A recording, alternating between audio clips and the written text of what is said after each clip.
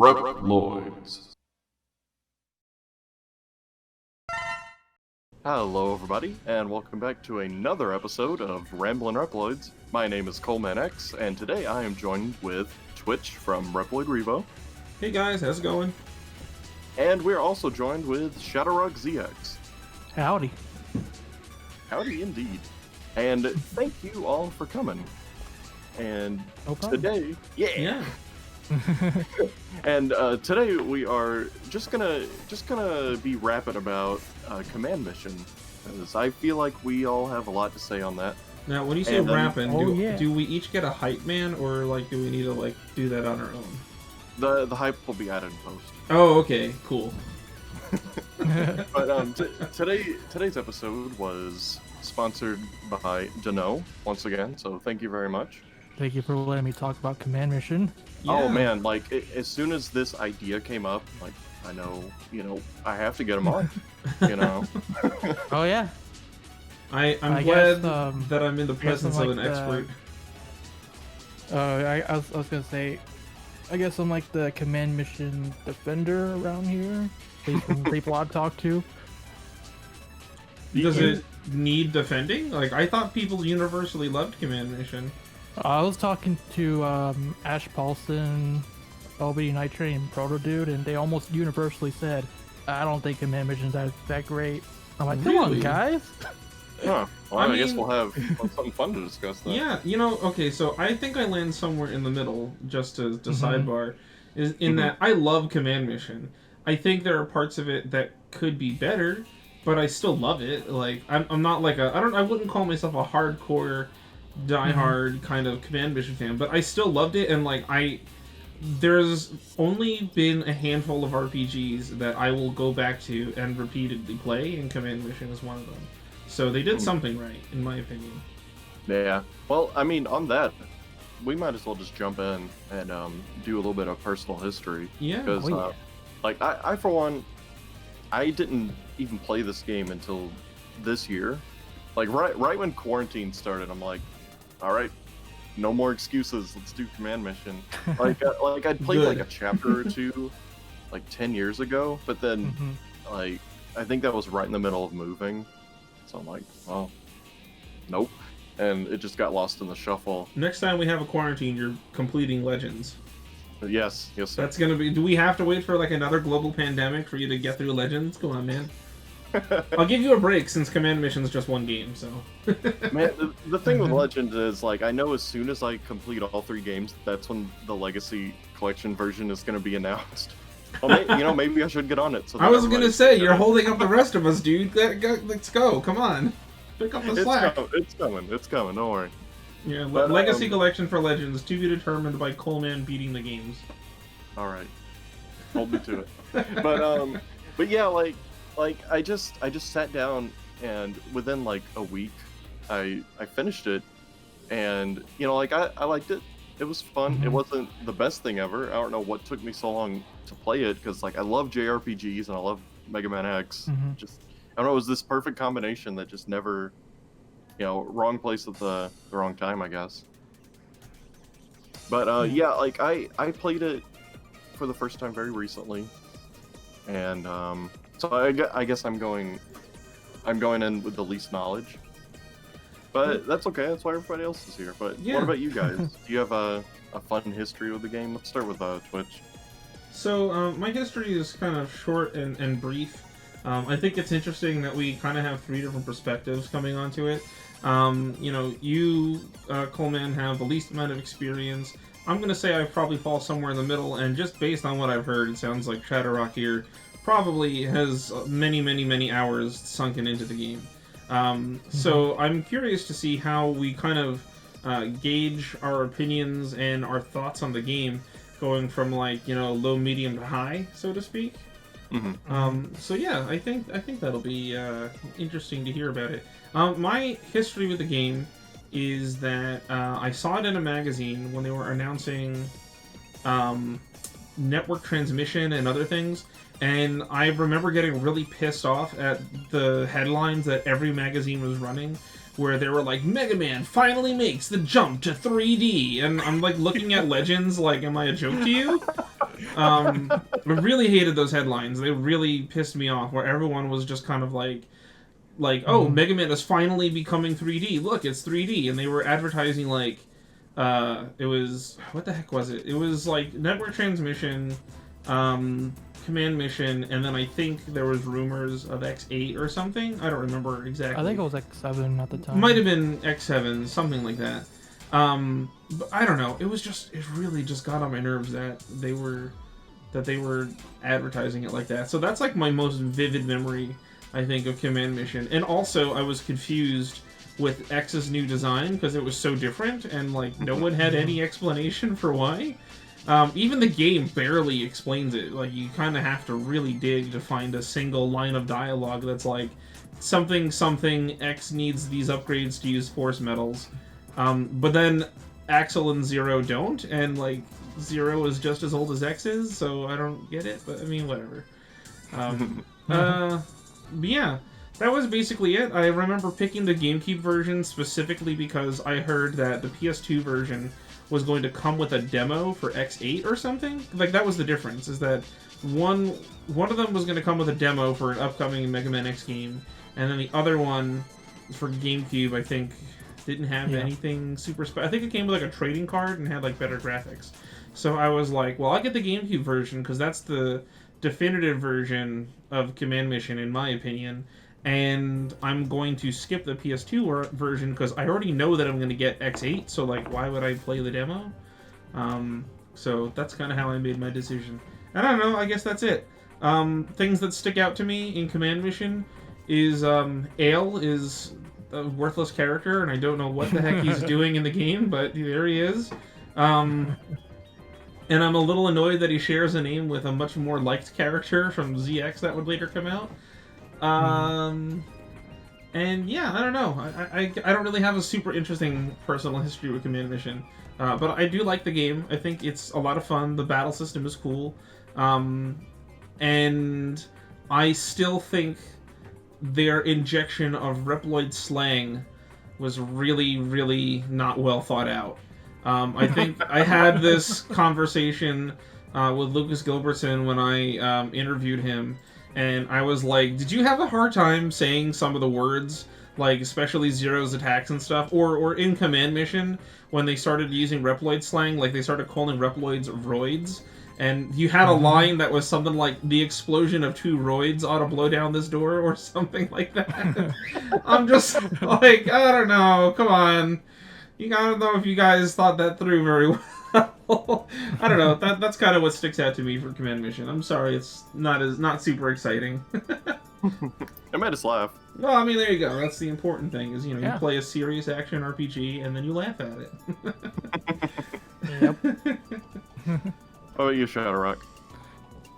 Well, my first memory of Command Mission was when my uncle rented it from a rental store back when rental stores were still a thing. I don't remember reading it in a magazine or anything. Yeah, he just came on with a game one day and I'm like, wow, this is cool. I started playing it. I think I only had like one night to play it, if I remember correctly, because I only played up until the end of the Subtlehorn scenario. But just from that little bit, I was hooked.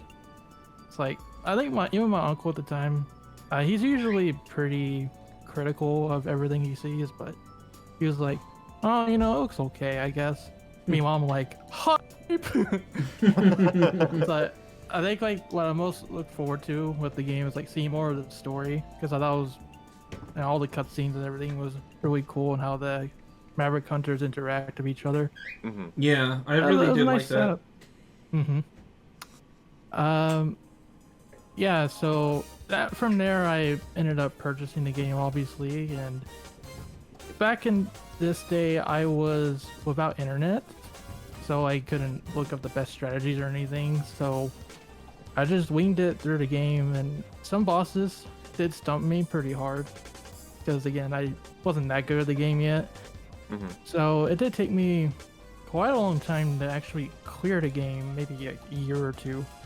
Eventually I did do it, and yeah, it's I really like it a lot. It's not like a 10 out of 10 or anything, maybe like an 8 out of 10, but I think I really like the story, and I kind of like the twist at the end. I thought that was funny, but we'll talk about it in the spoiler section, I assume. Yeah.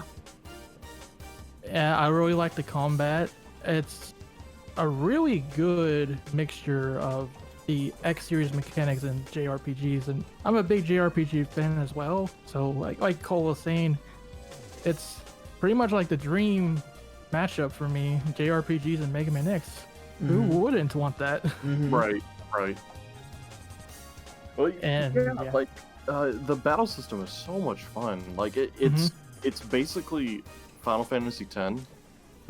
It's got the mid-battle character changing and stuff, and like it shows the turn order at the bottom, so you can really strategize. That is my favorite thing, was that showing the turn order. I think that was super cool, and I like how, like, if you select certain items, it'll show you what the turn order will be. Yeah, that was a good idea. So useful. I love the combat system in Command Mission. They took some inspiration from Legend of Dragoon on the PS1 with the hyper mode system. Yeah, that was awesome. I just played that this year as well. Well, I guess within a year, last year. Yeah, I played a good fair amount of the game in recent years as well. Really good. But yeah, like the battle system is what kept me going, because I think one thing that turned me off originally was the just the high encounter rate. But I mean, you know, that was RPGs of that era, you know, like high encounter rate and then long animations that load into battle. And but when I started replaying it, and you know, I just sat down. I'm like, all right, this is what it's gonna be. And then just once you get that mindset, it's really fun.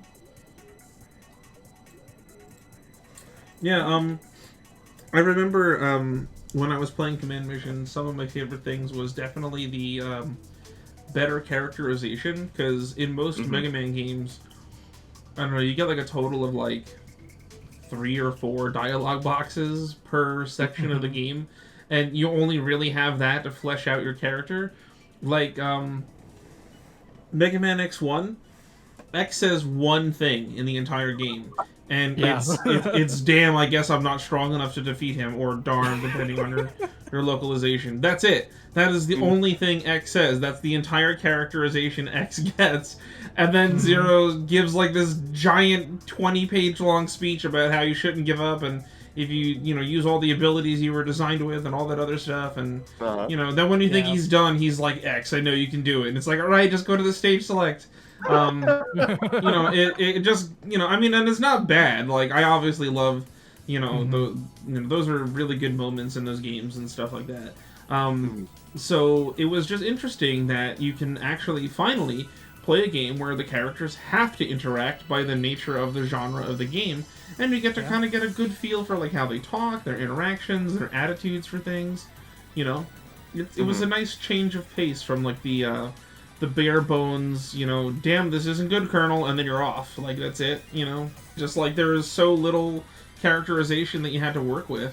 And so Command Mission was just a good way to have lots of character interaction by virtue of the genre, and you get to really explore their personalities a little bit more. And actually, that is both my highest praise and biggest criticism of Command Mission, is that we did get a bit of that, but I really, really, really would have liked to have had even more that we just never got. And because Command Mission 2 is, has not exactly happened, nor does it seem like it will happen, it's a shame that we didn't get to learn more about the new characters that they introduced, which I was a little iffy, like, oh, they're introducing new characters, like, eh. Yep. But I ended up really liking them, and my only criticism is that I didn't get to know more about them.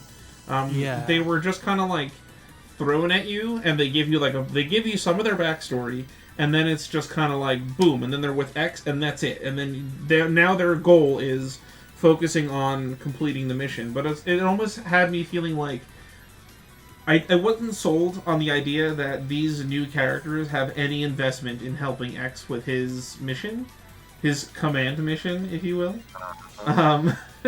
And I kind of wished that I got a little bit more backstory. Like, I wanted like a chapter dedicated to each character that really fully properly fleshed them out, but it really just kind of felt to me like X and crew were just kind of stumbling upon each other. Yeah, it kind of feels like kind of how Dragon Ball Z became. You know, like it'll introduce this new character, they get their time in the spotlight, and then they just fall into the background. Yeah, you know what I mean? and it stinks because like those characters are like really cool. Like you know, someone actually explained to me what Marino's like whole backstory was, and I didn't realize it was as deep. When they said it, it sounded a lot cooler than what was conveyed in the game. I believe that she's a thief not because she's like a bad guy and she wants to steal things, which is what I had as my first impression, but it was something like she steals secret technology or dangerous technology and then like distributes it to like everyone freely or something, kind of like a internet pirate. Robin Hood. Yeah, like a Robin Hood kind of thing, you know? Like, you know, here's all this crazy technology that I think everyone should have, and then she goes and spreads it around, and that's cool. I like that, but it wasn't like explained to me in the game, really. So I mean, maybe it's there if I were to really squint and focus, but like, I wanted to explore the characters more. I rob from the Mavericks and give to the Roids. Yeah, she didn't say Please that. don't say roids. Because, well, in the game, there's like, oh, she's a thief. And you hear Dr. Psyche going, you petty thief, or whatever he says. Yeah. And you don't hear like X or Zero or anybody commenting on the fact that she's a thief. There's like, okay, you can come with us. Yeah. And toward the end of the game, she's like, oh, I guess I'm going to quit thieving. Maybe. Yeah. So that's like it, though.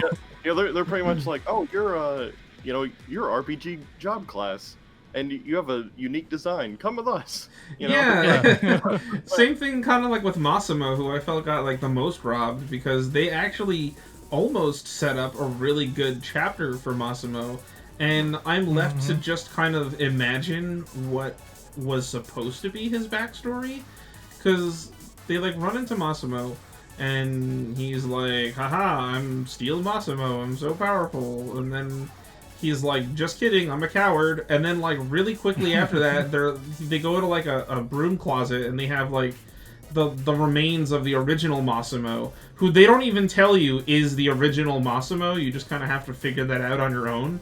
Like, I mean, I guess they do because they explain it to you, but there's never like a part where Massimo turns around after like the door closes and everyone's like, Massimo, who was that Reploid? And he's like, you know, he was a hero to all who were weak in Giga City, protector of Reploids, and blah blah blah. He was Steel Massimo, and he passed down the mantle to me to, you know, carry on his legacy. There's never like a moment where he like really just exposition dumps on you, and normally an exposition dump is like a bad thing, but in this game they really need it. Yeah. And later, I guess because Nana explains it beforehand, X and Spider go down. Massimo is like, guys, I gotta tell you something. And X just cuts him off and says, oh, don't worry about it, man. Yeah, don't even worry about it. Let's just go. Yep. Yeah, it's like, you know what? Your character development can wait. It kind of feels like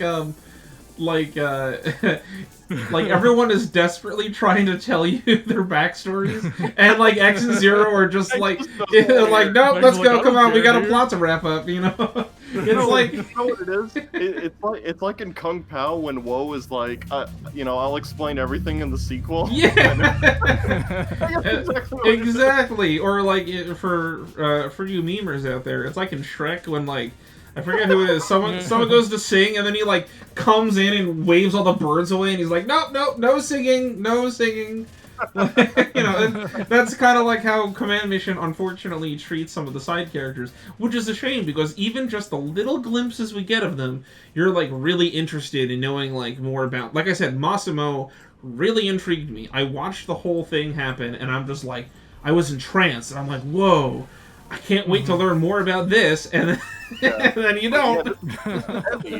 Oh, I guess, never mind, it floated away. I'll just, you know, I get what they're going for, only because I watched, like, a crap ton of anime and mecha series, and, like, I understand the trope this is imitating, and that's the only reason why I'm able to kind of, sort of piece together what I think might be an accurate version of what was going on. And also, I guess that one poster in the Sky Room of like, Oh yeah. both, Masimos together, or whatever. Like, oh, okay, I get it now. I know what they were doing together, now. But like that, you still need to do a lot of jigsaw puzzling to kind of figure out what's going on. I just wish the game really took more time to explain it to you. Marno is a thief. Okay, why is she a thief? Oh, that's why she's a thief. She's like Robin Hood. She does this, and this. Here's a story about a cool thing that she did. Oh, who's this Massimo guy? Oh, he did this. He's training under this other guy who's also named Massimo because blah, blah, blah, blah, blah. Oh, what about Cinnamon? What's her deal? And the only reason why Cinnamon, I think, kind of gets a pass is because, I don't know, should we say spoiler alert? Like, I don't know, it's not a super big spoiler, I don't think, but like a big chunk of the story revolves around her at some point. Yeah, we might as well just jump into spoiler territory and go crazy for a while and just talk about anything with the story because we got a certain other character to bring up. Yeah. Yes. Oh, I have a couple of characters. Spoilers for a while. Before we get there, though, I did want to add one thing. What's up?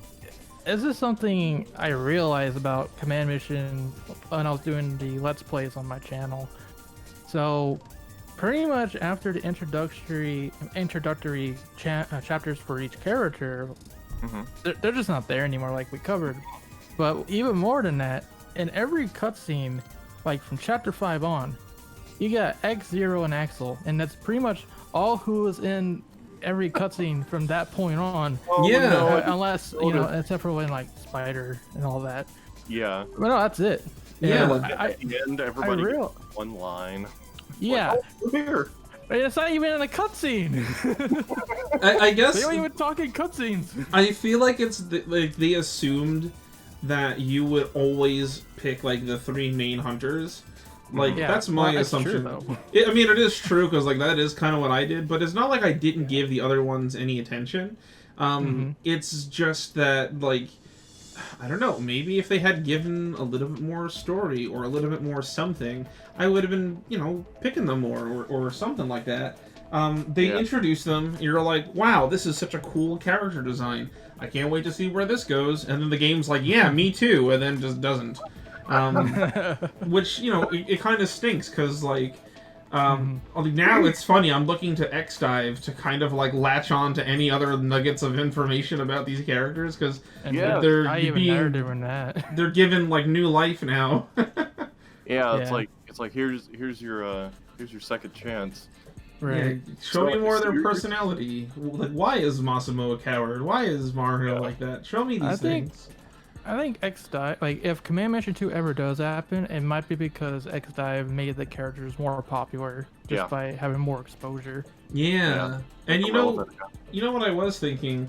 Back when Protodude was teasing us with some images of like the of some of the artwork that I think was coming out, I saw a picture of Command Mission X, and I'm like, yo, that's really cool. I wonder if this new game is going to be like Command Mission 2, and it's going to be like a mobile game, because I don't think turn-based RPGs would work anymore on a console, but I think they're perfect for portable titles, be it on a mobile game or like a handheld. That was my first thought too. I was going to bring that up. And so if I was going to say, oh yeah, let's do like a Command Mission 2, like, yeah, you could literally keep the same battle system, and I'd be happy about that because I like the battle system. And because it's turn-based, you can manage it on your phone, and it won't feel like stressful, and so I think if a Command Mission 2, this is a crazy leap in logic, but I think if a Command Mission 2 were to ever happen, I think a mobile game would actually be the best bet. And I don't mean mobile like a gacha game. I mean like just a solid, $30, maybe, I don't know if $30 is too high for a mobile game, but a solid story experience from start to finish on your phone, I think would be great. Yeah. I feel like we can touch more on that like later, because I really wanted to have a full section on just how we would do a sequel. Because I do have a lot to add on that. For sure. But one other thing I wanted to say is just another big positive about the game is that your characters that aren't in battle still get full experience. And that's really good. That's I think useful. The game would have been like, in a way, ruined if you didn't have that, because then you'd have to grind 3 times as much. Yep. So I'm really glad that they made a. Then you good really wouldn't play as the other characters. Yeah, Right. You would pick a party and go. Yeah. But yeah, speaking of the party, it's gonna finish my earlier point that yeah, it's just X and Zero and Axel all the time. And I noticed that when it comes to the cutscenes, the general rule the game goes by is, well, if the character doesn't have any dialogue in this scene, don't even include them. Yeah. You're supposed to have 6 or 7 characters depending on the timing, and only like half of them are on screen at any given time at most. It's really weird. It's something I just noticed when I was doing the Let's Play. Like, wow, they really just like, oh yeah, they have dialogue. Put those in. Yeah. Yeah. It's almost like they didn't have faith in the new characters like to carry themselves. It's like, kind of like there was enough there. in this is like a maybe it's a cliche example, but in Final Fantasy VII, I think they did a good job of doing that because you have like a large cast of characters, and the way that they kind of got around this is instead of always having the same pool of characters that you can choose from, the game forces you to be limited sometimes in which characters you can bring with you. And so therefore you can then build cutscenes around which characters are with you and which characters aren't because they're off doing their own thing. And so maybe if Command Mission did that, it could have been interesting either by making cutscenes that have parts based on like in-engine cutscenes, where it's like, you have Marno in your party, she's gonna say this, kind of like how they handled X8 and X7, but based on who's with you, they just say different things. But all the cutscenes are pre-rendered in-engine cutscenes. I don't know how to describe it, and they're the same every single time, no matter who's with you. And that's a shame.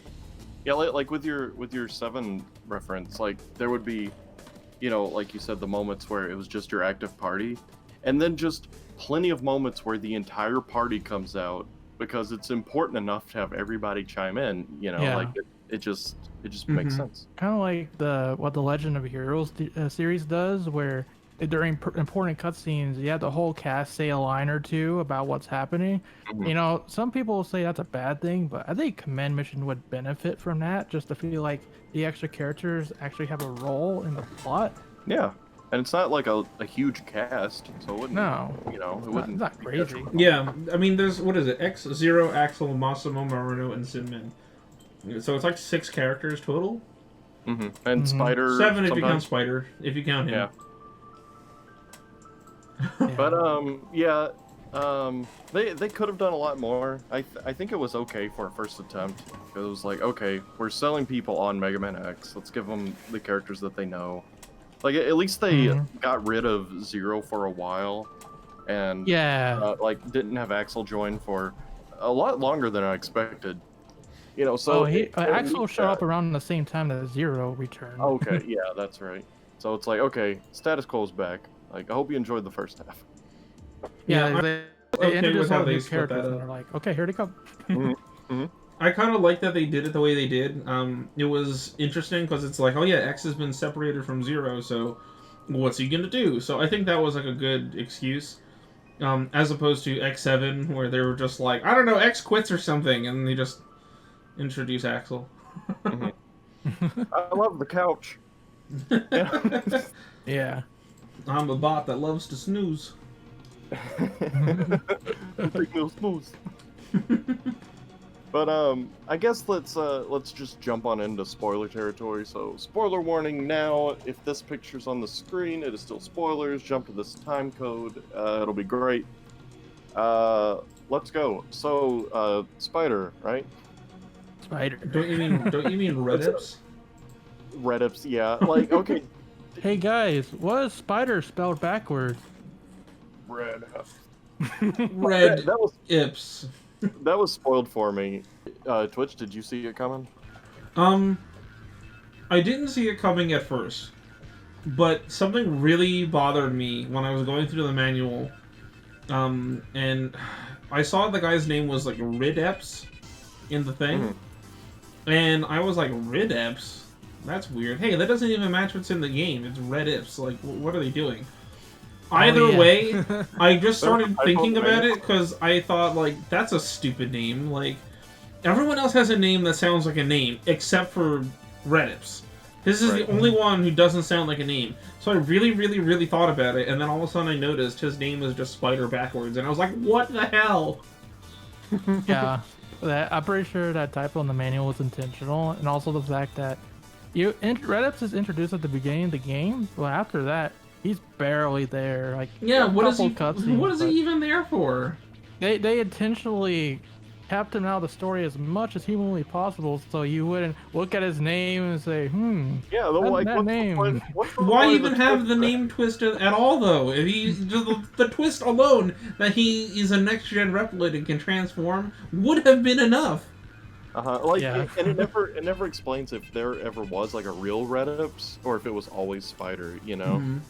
Yeah. like if he killed the commander and Oh, that's took another over. thing. Maybe you can answer the Shadow. Someone had said that Spider might have been a regular, like, real Reploid that Redips copied because Ale seems to know who Spider is. There's like some sort of dialogue. Yeah. Like, So the does fact that mean Ale is in on it, or does that mean that Ale knows the real Spider? I wouldn't say Ale was necessarily in on it, but Well, yeah, he just the blows fact himself that up. Ale like knows who Spider is, I think that would mean that the real Spider did exist.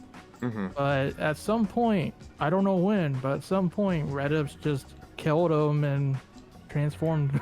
Yeah, he's like, oh, what a coincidence with this name. It's destiny. I know. It's like poetry, so they That's rhyme. why I'm saying the name thing is so stupid. You should have just made his name unrelated.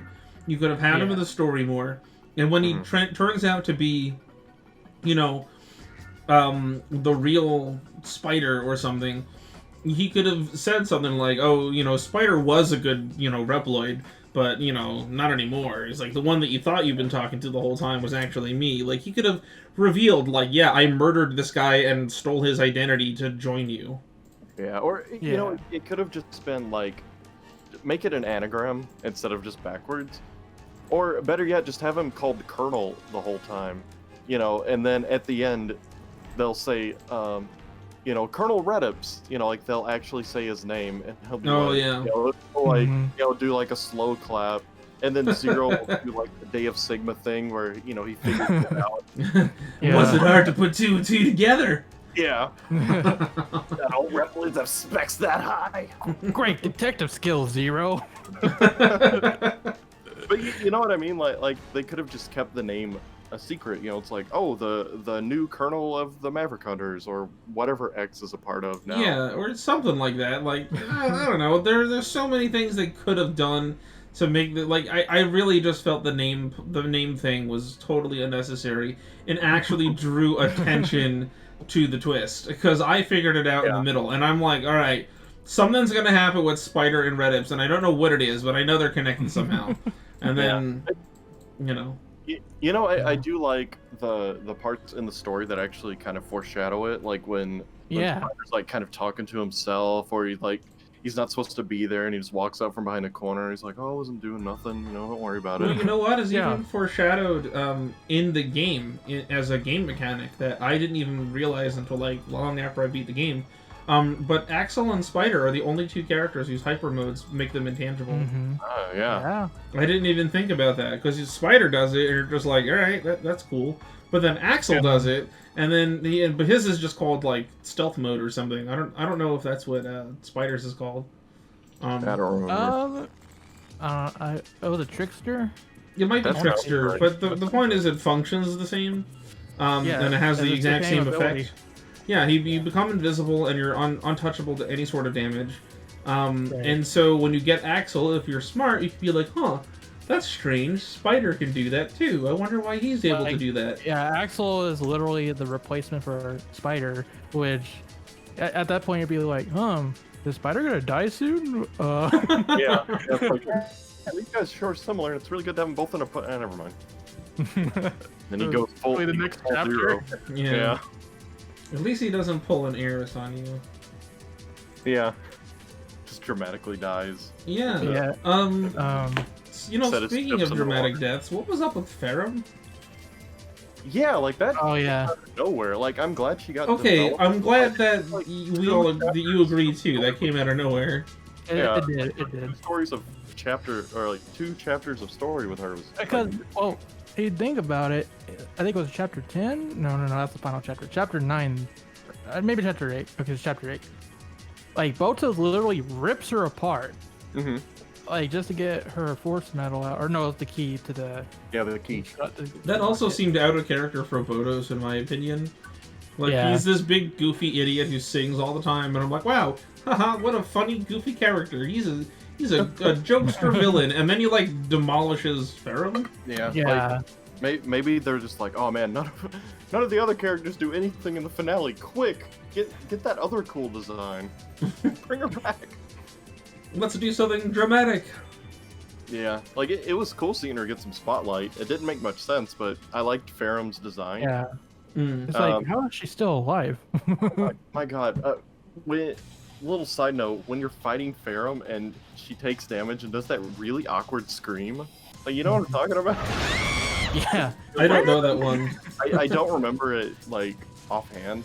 I'll try to put in a sound clip, but it's like, like really She weird. just screams at the top of her lungs like a bird. Yeah, It's hilarious. she sounds so like seductive and sexy all the time, and then It's kind of like when you're fighting Nightmare Zero and you hit him with a sword. Yeah. when he tells you his origins. Hugh! Yeah, the Hugh Slider Zero. When you hit him, he just screams, and I'm like, this is so out of character for what I'm expecting. God, I'm so happy with that. Good old Hugh Slider Zero. Yep.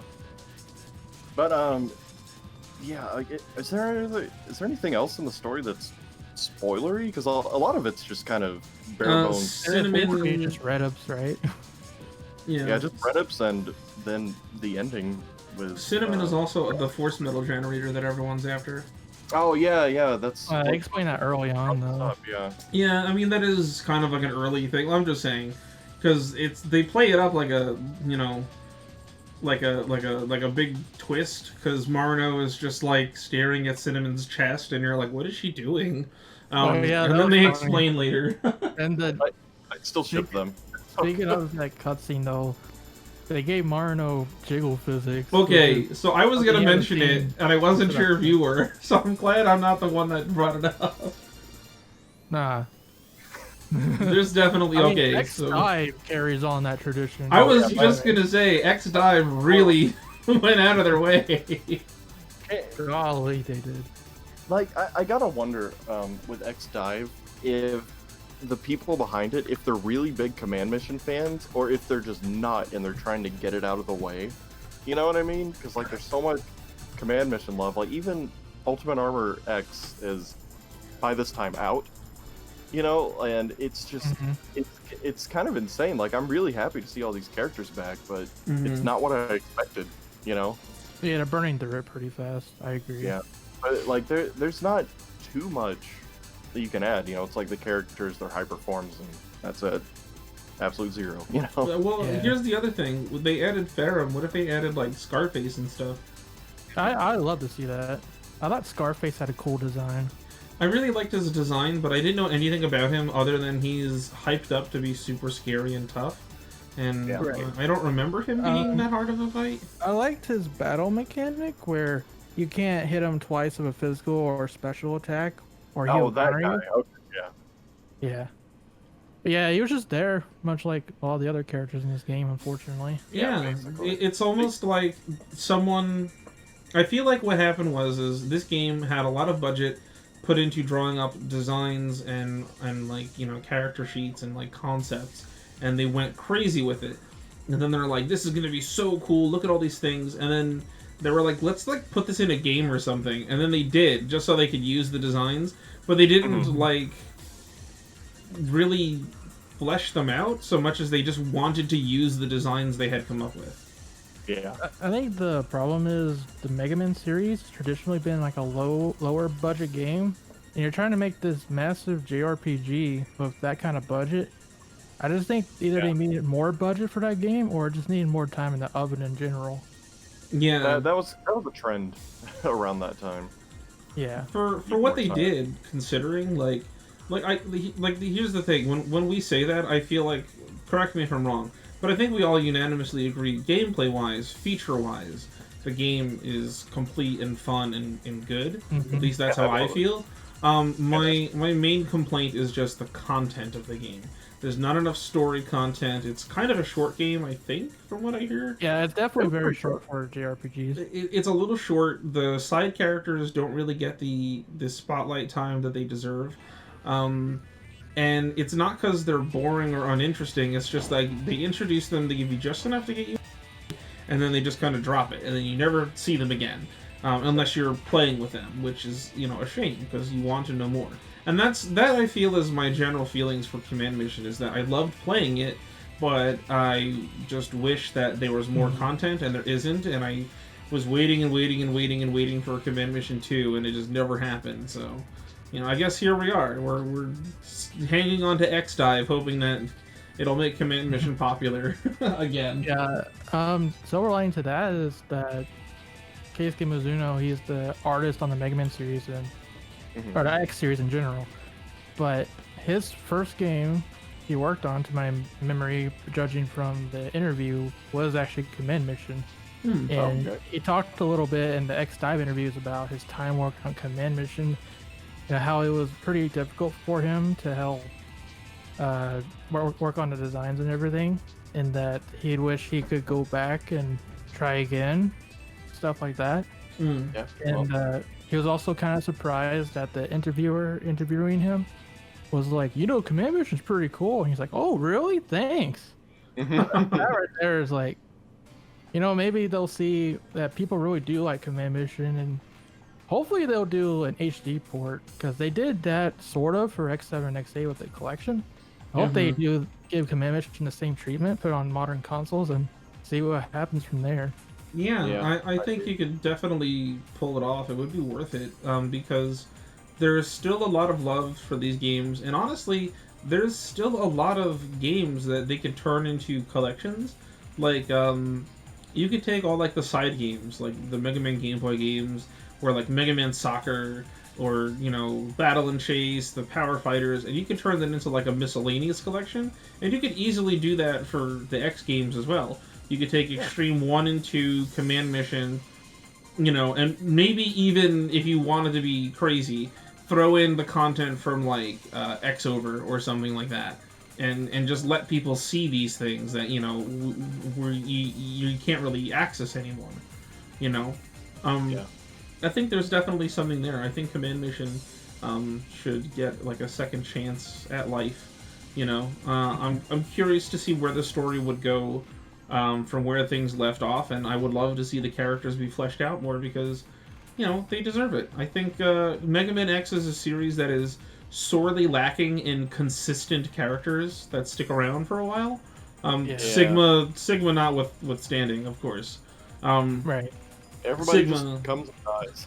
Yeah, I feel like that's the story. If you had to be a character in any franchise, I would not want to be a character in the X franchise, because you might show up for one game and then never come up again. Yeah, you wouldn't want to be an X series villain, because you would just get your spotlight stolen by Sigma, unless you're Illuminate. Yeah, well, who knows? Maybe X9 is gonna, give us another switcheroo, and they're gonna be like, Illuminate is too risky. Let's bring back that Sigma feller. And he's gonna come back again. The main villain is gonna be Amgaz. But then it turns out it's Sigma in disguise. Oh my god. Yeah. Who can say? I hope that they do something neat with just the Mega Man X thing. The X franchise in general. There's too many characters who show up for one game and then they vanish. Iris was almost that, and then I remember there was developer quotes in the official complete works where they're like, everyone felt sorry because we all loved Iris so much, so we brought her back for Extreme 2. Midi and Techno show up, they die. Zane and Gamil, they show up, they die. Burkana and Gareth, who I think are actually some of the coolest villains the X series has ever had, and they're relegated to Extreme 2, and then they never come back. Double never shows up again. I mean, there's that weird purple guy at the start of X3. Who even knows what that guy's called? Yeah, I don't even think that's a real character. I think I might just be imagining him. Mac and cheese, though. Just saying. Yeah, that, thinking about him does kind of make me hungry and want to listen to some music. What about Green Biker Dude? He's the ultimate one-off character from the X series. He is probably the most famous one because up to that point, we've never seen like another Maverick Hunter in any of the games who wasn't like a boss character. So here comes Green Biker Dude, who looks all cool and is awesome, and you're like, whoa, it's another Maverick Hunter. We're getting a glimpse into like the lives of the Maverick Hunters as they ride into battle, and then he just dies. They never mention him. You never see like other Maverick Hunters running around in the background or anything. Like that could have been really cool immersion. Oh, man, how cool! Yeah. Yeah. Green Biker Dude for X Dive. Let's go. Yeah, Green. So. Yo, do you think if we like say that loud enough, like they'll hear us? I've been saying it all this time. I mean, I've been wanting that. I'm like, this is a perfect opportunity to bring back like lost concepts. Like, I mean, this is for an X Dive discussion, but still, like Green Biker Dude, Zero's ultimate armor from X4 that got scrapped. There's so many things that they could bring in to revitalize the X series and show that these characters that you guys introduced for like one-offs don't need to be one-offs. Like, it's like watching Dragon Ball Z, and like instead of getting characters like Vegeta, Frieza, the Ginyu Force, or whatever, everyone's just a Cyberman. Like, they're just they're just fodder for the main characters, and they're never thought of again. Man, that's pretty literal with Green Biker Dude. He's on screen for like 5 seconds, and he still made an impact. Yeah. It's literally funny because literally an impact. It's funny because does that make Zero the Chaozu of the group? Yes. But only for right armors. Oh yeah, because Chaozu destroys Nappa's armor. Oh my god. Yeah, he explodes. Exactly. Poetry. So they rhyme. Thank you, Mr. Lucas. But to segue this back to Command Mission. Oh yeah, right. That's what we were talking about. X Dive is right from out of the gate. They've been focusing a lot on Command Mission content, even coming up. But I was thinking, maybe they also felt sorry for the fact that the Command Mission characters didn't get a lot of spotlight in the original game. So they're like, yeah, let's bring them back in a big way. Definitely possible. Because I can imagine how many people are, like casual Mega Man fans. They're like, oh, who are these cool looking characters? Who's this ninja girl? Like, what's her story? Yeah. I get a comment on stream all the time. When we're talking about Command Mission or we're showing off one of the characters on the X Dive streams, they're like, what's a Command Mission? Or who's this character? What are they about? Yeah. And like these days it kind of makes sense because it's been like 16 years. Yeah. And they were in one game. Mm-hmm. And a game that probably not a lot of people played, let's be honest. Yeah. Yeah, it's really unfortunate. And I kind of, like, my favorite thing to do is just highlight the characters in X-Dive and watch them do their animations, because I'm like, yeah, they're doing something new. Like, I love Marino's intro animation. It's so cool watching her, like, pull the daggers, like, from behind her back and, like, do these cool kicks and spins and poses. And I'm like, that's the Marino that, like, we never got to see because her role in Command Mission is limited to attack animations, Mm-hmm. And the same thing for Massimo. Just, he really exudes this kind of power in Dive that I don't think was properly shown off in Command Mission itself. Like, yeah, we get it that he's powerful because he's physically large, but I feel like a lot of that wasn't illustrated well in Command Mission as well as it could have been, and I wish there was just more moments like that. Like, oh, this cutscene calls for the character sneaking around. Let's have Marino do it. Yep. Stuff that we need. Massimo was weird because I think they want him to be a tank with his high HP, but at the same time, he's weak to all the elemental attacks. That's such a strange decision. What is that? Yeah. What is that supposed to mean? Like, is that supposed to emphasize his cowardly nature? I don't know. Like, I guess. Maybe he just cold easily, so he's always like gets really chilly, and then he gets a fever, and then gets electrocuted. Because maybe they were trying to offset that because they were like, you now have to equip resistances to him, so that you couldn't make him too overpowered, but that still doesn't really make too much sense. Would equip a lot to begin with, if I remember right. I don't know. Yeah, he didn't have any slots. Yeah, we only had 2 slots, and then everyone had their own erosion rating. If you exceed the erosion rating, you get a bug. Mm-hmm. And there's certain characters that don't have a lot of erosion. I think Massimo was one of them.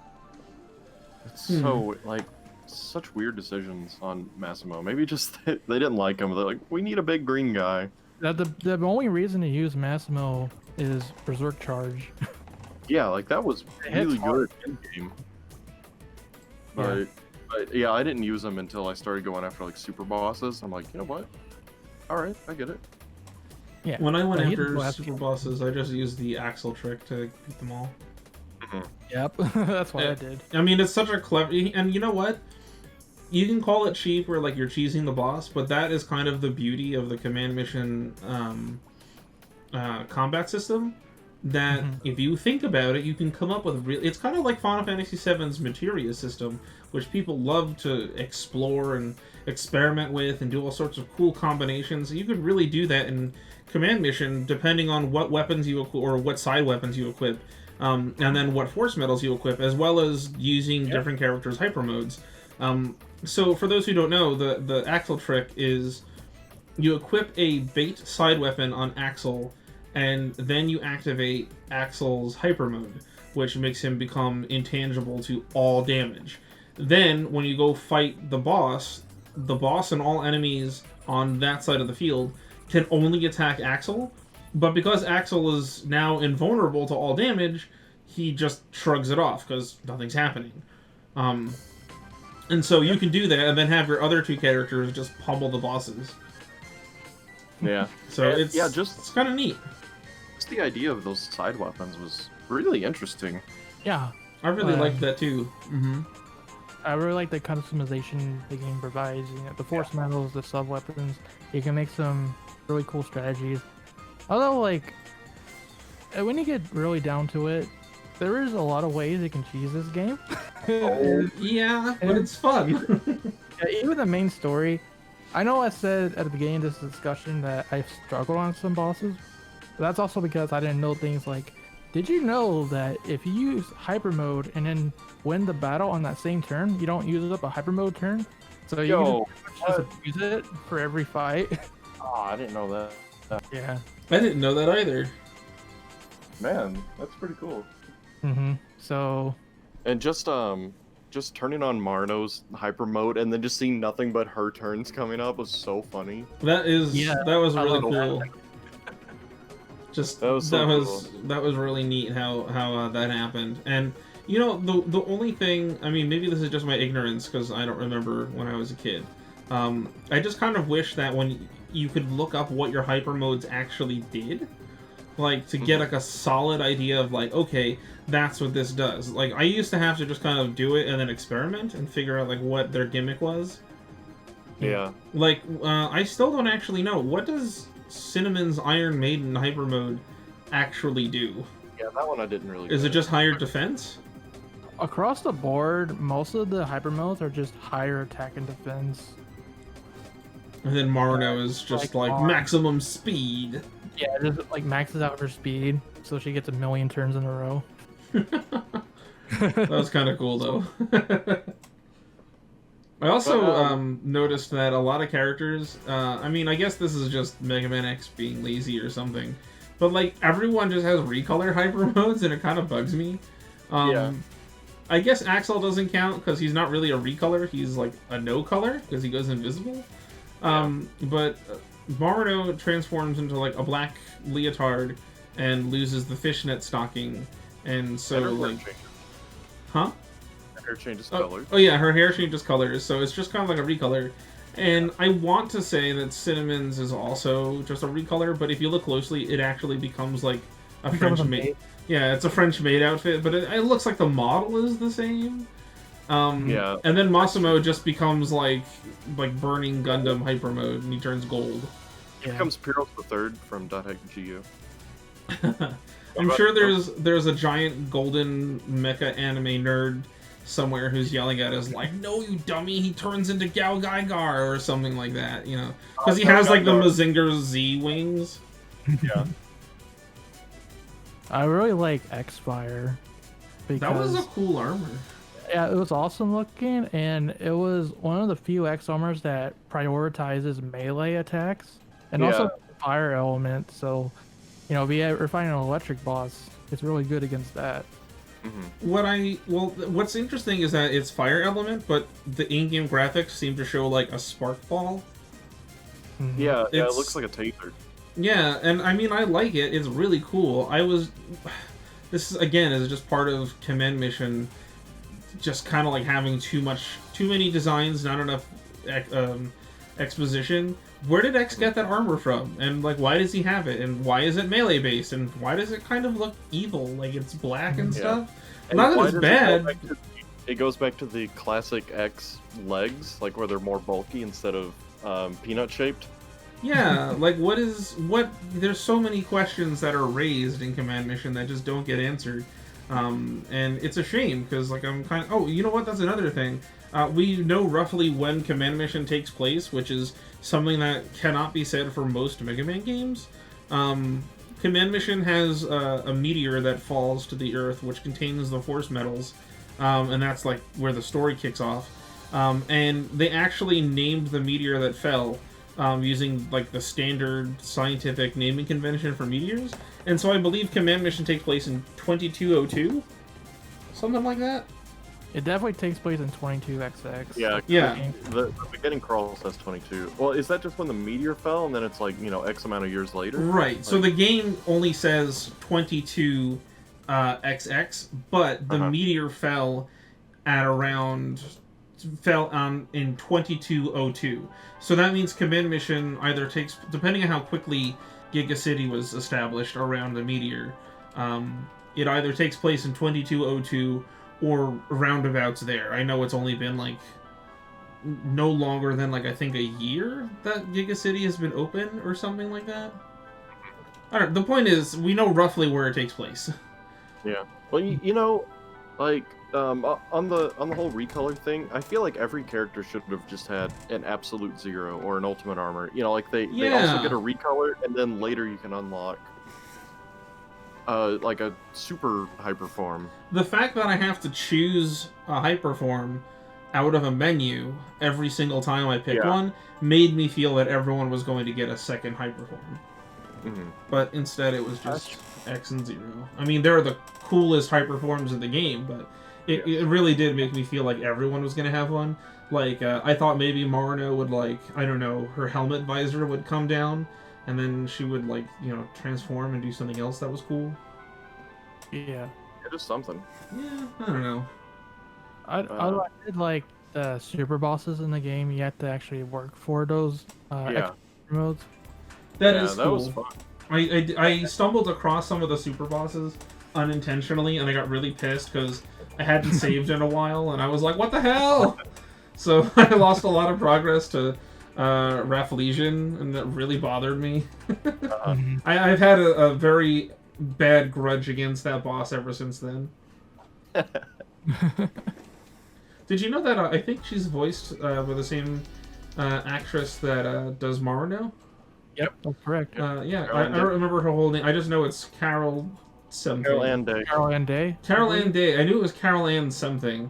Who, if you guys were listening to the Lucas Gilbertson interview I did, she is now getting married to Lucas Gilbertson. So they're engaged, if not already married. I don't actually know when the date was for that. And congrats to them. Yeah, congratulations to them. They are now a party of two. Yep. But okay, do you think that she gets excluded from Lucas Gilbertson's real life cutscenes? Oh no, I was gonna say that, but I felt like it was in bad taste. Like he goes to like a drive-thru to order something, and then like the letterboxing comes on, and like the subtitles show up, and she's just poops out of his car because she's not in this cutscene. Oh man, Marino! Everyone got so shafted in Command Mission. They really need to have more content. Yeah. Give us like an audio drama. I'll take that at this point. or just like a comic sequel or something. Yeah. But I'm sorry. okay, I do want to talk about one of my biggest gripes with the game, and it's the in-game art style. Like everybody is like super like jacked. Like Zero especially is like the biggest dude in the world. Oh my god, Like, Zero is humongous. the drawn art is fantastic. You know, like I love the art style, but like it just looks so kind of off-putting in the game. Like, am I alone with this? No, here, I'm gonna get you an image for comparison. Okay, so here's some artwork of Zero for command mission. I'll get you this image out of background later because I have it. All right. Okay. And then here is Zero in game. Ooh. Is that like big shoulders? He's huge. It's like the cutscenes on X4, how he had like this giant chest, but this is like to the next level. Yeah. It's like Ruby Spears tier. And you know what? They kind of did it to everyone. Like, look at Axel here. Oh my gosh. I mean, X2, like, I'm kind of okay. Well, actually, compared to Zero, X seems kind of shrimpy. Well, it's because his proportions are slimmed down. Like Even X got both. I mean, like everyone got one, but I think even comparatively, like X is bulkier, but not as bulky as Zero. They really bulked him up. they really emphasized the chest. Yeah, well, they're like, man, Marno's gonna feel weird all by herself. Quick, everybody, just expand. Talk about emphasizing the chest, all right. Yeah. Oh man, but I guess let's just jump into if there's this hypothetical sequel, just stuff we would want to see in it.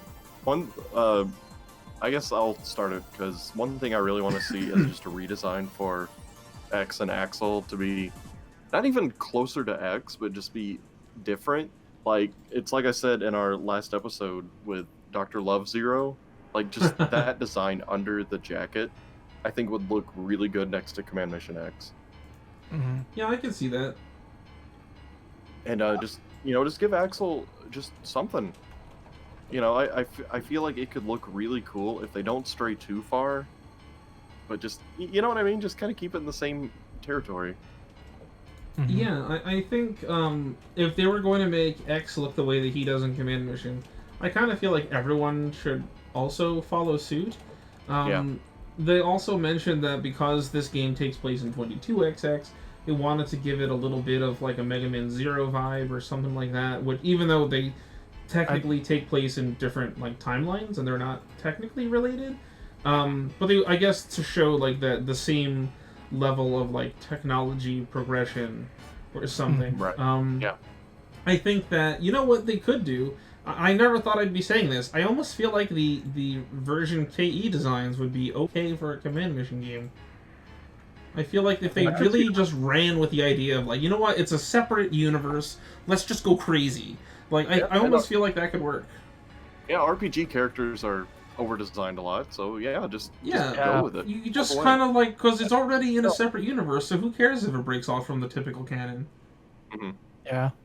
Just call it like, Mega Man X Command Mission Endless Waltz, and like, just do it. It's actually kind of funny when you think about how Command Mission and X, they were made around the same time, and they both got like redesigns or slimmed down or something. Yeah. Interesting.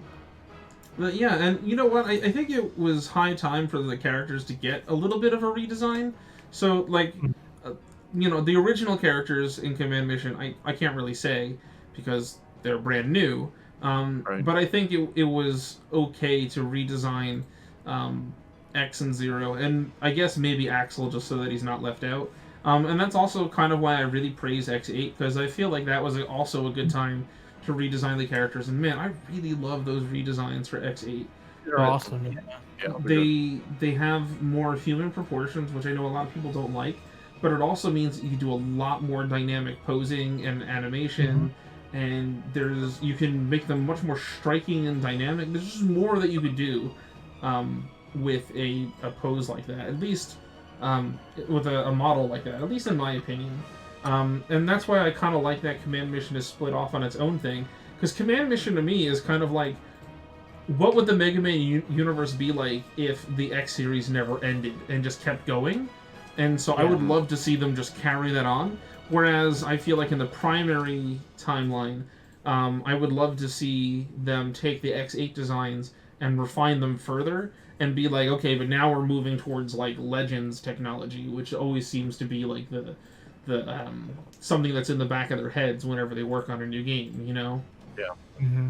So I think having those two splits, those forks, lets you have your cake and eat it too. If you love the chunky classic X series thing and you don't want to see it change too much, go to the Command Mission series, and if you want to see the technology, you know, and how this 30-year-long story gets wrapped up, go follow the primary X series stuff. And like, you know, I think that would be pretty neat, you know. Mm-hmm. Yeah. Well, do you think in a sequel, do you think it should bring back all the characters and introduce new ones, or maybe drop one or two here and like replace them with a kind of a similar, character in battle? Just kind of a different flavor, you know? Because I think keeping the full exact party, like I guess if the game came out like 2 years after the first one, that would be a weird choice. But so long after, it might be refreshing. It's really hard to say. Yeah. So here's I was formulating an idea for like what I would want out of a sequel for Command Mission, and that would be to follow X-Zero Axel going off and doing their own thing, and you know, maybe there could be references to the previous characters, but like, no reason for them to kind of run into one another anymore. Like, why would...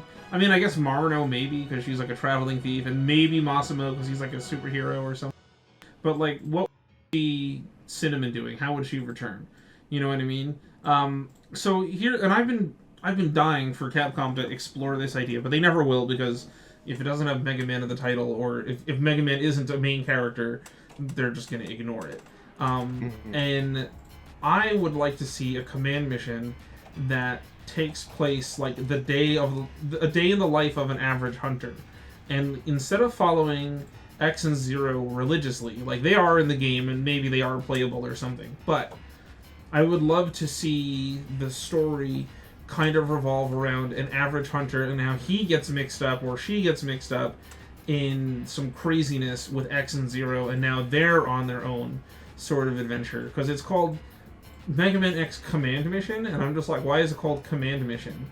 You know what I mean? Like, I don't get why that's in the title, but it would make a whole lot more sense if it was like X and Zero commanding a subordinate officer who's following them and doing something with them, if that makes sense. I don't know. I don't know how popular that idea is, but I would like to see them maybe try to explore the Maverick Hunter organization a little bit more, because we got a little glimpse of that in Command Mission, like when they show everyone like waking up out of their pods, and like how these little crab thingies walked over to where they're going to teleport to. Like, that was really cool. Well, you know what? I've got a really weird analogy, but Mario Golf and Mario Tennis on the Game Boy Color, because there are RPGs, and you play as just completely original characters, and then your goal at the end is to get to Mario and crew. It's like, these are the people that you're trying to play tennis with, you know. That's the story.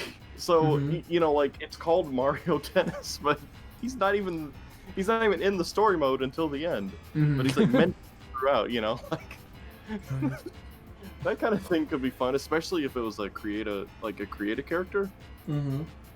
Yeah. I don't know. I just think there's potential in exploring the larger Maverick Hunter organization as a whole, as opposed to constantly focusing on X and Zero. If you scale back the threat and make it something that the average... Because X and Zero are like just walking gods. Like, nothing can stop them, you know? Yeah. And so you kind of run into... this is another crappy example, but you kind of run into like the Star Wars Disney sequels problem of, like, you've already amped things up so far, you can't possibly invent a larger threat without seeming stupid. So it's like, alright, you fought Sigma over and over and over and over again. How much larger can you make the threat? And there comes a point where it becomes unfeasible. And so if you scale it back, and you're like, well, let's play as someone who's weaker than X and Zero, and I know that might sound lame at first, which is why so many people kind of like might, you know, wince to that, but then you realize, oh, you can like take lower threats and make them seem like larger threats, and then you have a much taller ceiling that you can grow into before you hit that cap.